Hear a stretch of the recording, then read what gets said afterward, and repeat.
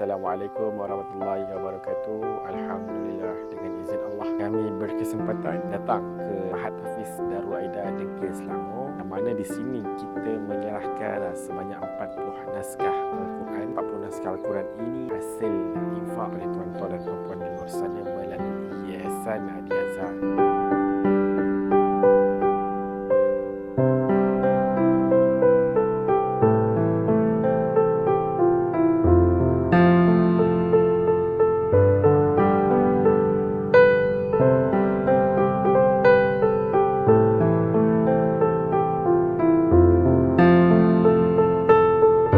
Bismillahirrahmanirrahim. Alhamdulillah, saya sebagai tenaga mengajar Mahat Hafiz Darul Aida Ustaz Arifin. Tenaga mengajar kami di sini seramai 2 orang dan pelajar kami seramai 30 orang. Dan Mahat Hafiz Darul Aida ditubuhkan semenjak daripada tahun 2017 sehingga terkini, dan student kita telah khatam seramai 12 orang, berjaya syahadah 1 orang, dan dalam proses untuk syahadah insya-Allah 4 orang. Saya ucapkan terima kasih kepada Yayasan Adi Azhar atas sumbangan Al-Quran tahfiz kepada anak-anak Mahat Hafiz kami, dan juga kita tidak lupa kepada mereka yang memberi sumbangan dan juga sokongan kepada Yayasan Adi Azhar. Saya doakan semoga mereka sihat walafiat, murah rezeki dan diberkati Allah Subhanahu wa taala, dan panjang umur, mudah segala urusan, dan dijauhkan daripada segala penyakit yang tidak diingini, insya-Allah. Assalamualaikum warahmatullahi wabarakatuh. Saya Ahmad Adam Fayyad bin Effendi. Nur Hazim Luqman bin Nur Hazmi. Umur saya 16 tahun. 18 tahun. Saya daripada Mahat Hafiz Darul Aida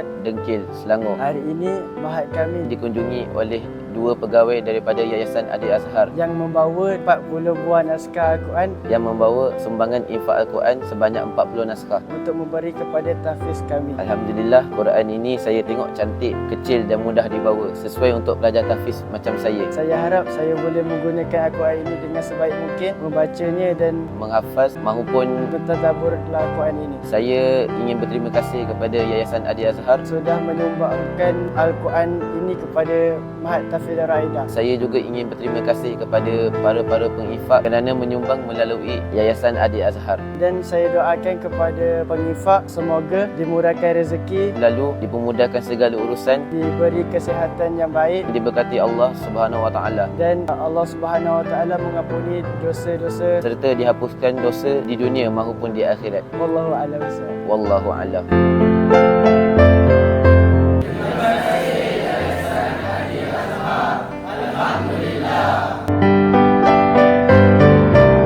InsyaAllah dengan pemberian ataupun penyerahan Al-Quran di sekolah ini akan dimanfaatkan oleh para pelajar di sini serta tenaga pengajar dalam pengajaran maupun pembelajaran. Bila mana Al-Quran ini dibacakan oleh para pelajar di sini, insyaAllah pahalanya akan mengalir seperti mana sungai yang mengalir. Jazakallah khairan katsir kepada tuan-tuan dan puan-puan yang menginfakkan naskah Quran ini melalui Yayasan Adi Azhar untuk kita agihkan kepada sekolah-sekolah yang memerlukan. Pada tuan-tuan dan puan-puan di luar sana yang ingin menginfakkan Al-Quran melalui Yayasan Adi Azhar, boleh melalui media sosial Yayasan Adi Azhar _ rasmi, dan kita akan letakkan nombor telefon bawah. Hubungi kami, insyaAllah kita akan bantu hanya yang kita boleh bantu. Assalamualaikum.